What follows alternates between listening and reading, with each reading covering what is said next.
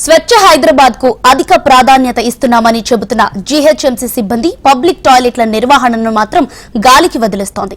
వివిధ పనుల కోసం ఇంటి నుంచి బయటకు వెళ్లేవారు పబ్లిక్ టాయిలెట్స్ లేక అవస్థలు పెడుతున్నారు.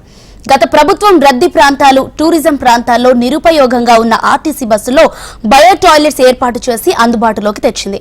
అయితే అవి చాలా చోట్ల తాళాలు వేసి అలంకారప్రాయంగా మారాయి. కొన్ని చోట్ల నిర్వహణ లేక అధ్వాన్నంగా మారాయి.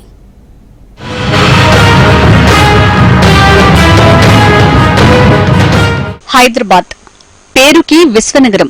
ఇంత పెద్ద మహానగరంలో పబ్లిక్ టాయిలెట్స్ సరిగ్గా లేక జనాలు ఇబ్బందులు పడుతున్నారు.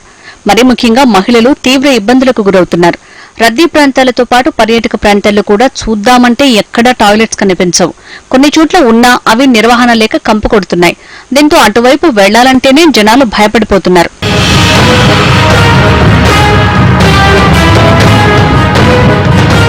గత బీఆర్ఎస్ ప్రభుత్వ హయాంలో నిరుపయోగంగా ఉన్న ఆర్టీసీ బస్సుల్లో బయో టాయిలెట్స్ ఏర్పాటు చేశారు.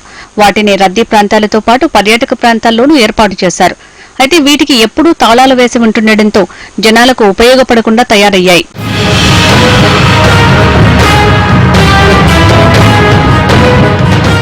నగరంలో ట్యాంక్ బండ్తో పాటు పలు పర్యాటక ప్రాంతాల్లో ఈ బయో టాయిలెట్స్ ని ఏర్పాటు చేశారు. వాటికి తాళాలు వేసి ఉండటంతో పర్యాటకులు ఇబ్బందులు పడుతున్నారు. సుదూర ప్రాంతాల నుంచి నగరానికి వస్తున్న పర్యాటకులు టాయిలెట్స్ లేకపోవడంపై అసంతృప్తి వ్యక్తం చేస్తున్నారు. ప్రభుత్వాలు పబ్లిక్ టాయిలెట్స్ పై దృష్టి పెట్టాలని, మరీ ముఖ్యంగా పర్యాటక ప్రాంతాల్లో వీటిపై ప్రత్యేకంగా దృష్టి సారించాలని కోరుతున్నారు.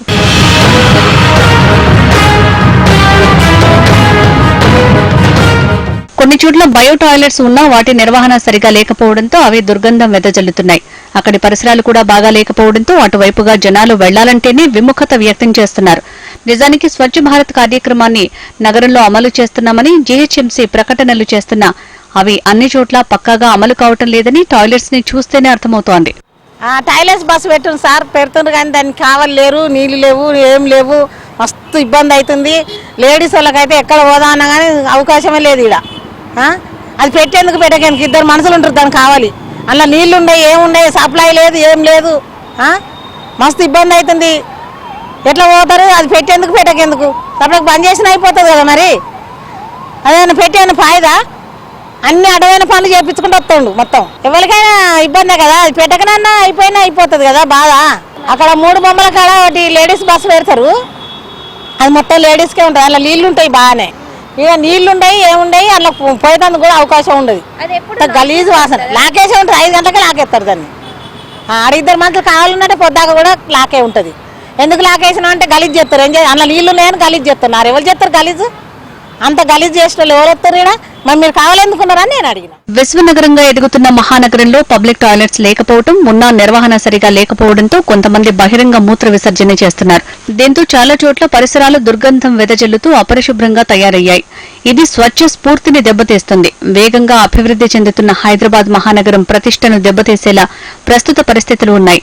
కాబట్టి నగరంలో పబ్లిక్ టాయిలెట్స్ ఏర్పాటుపై ప్రభుత్వం ప్రత్యేక దృష్టి సారించాల్సిన అవసరం ఎంతైనా ఉంది. హైదరాబాద్ విశ్వనగరంలో రోజుకి ఎంతో మంది పర్యాటకులు నగర అందాలను చూడడానికి వస్తూ ఉంటారు. వివిధ పనుల కోసం పట్టణానికి వచ్చే వాళ్ళు ఉంటారు. ప్రైవేట్ టాయిలెట్స్ యూజ్ చేసుకోలేని వాళ్ళు కూడా ఉంటారు. అలాంటి వాళ్ళ కోసం ఎలాంటి ఇబ్బందులు తలెత్తకుండా ఉండడానికి గత ప్రభుత్వం 3 ఏళ్ల కిందట పాత ఆర్టీసీ బస్సులను బయో టాయిలెట్స్ బస్సులుగా మార్చి ప్రవేశపెట్టింది. కానీ జీహెచ్ఎంసీ నిర్లక్ష్యం వల్ల ప్రవేశపెట్టిన ప్రతిదీ అలంకరప్రాయంగానే మిగులుతోంది. ప్రారంభించిన దశలో మంచి స్పందన ఉన్నప్పటికీ సరైన మెయింటెనెన్స్ లేకపోవడంతో అవి నిరుపయోగంలోనే ఉన్నాయి. బయో టాయిలెట్స్ వల్ల కొంతవరకు ఇబ్బందులు తగ్గాయి. కానీ ఎక్కువ మొత్తంలో బస్సులను ప్రవేశపెట్టి పరిశుభ్రంగా ఉంచితే ఎక్కడి నుంచో వచ్చే వాళ్ళందరికీ ఉపయోగపడతాయని నగరవాసులు చెప్తున్నారు. కెమెరామెన్ నరేష్తో అలేఖ్య, హెచ్ఎం టీవీ, హైదరాబాద్.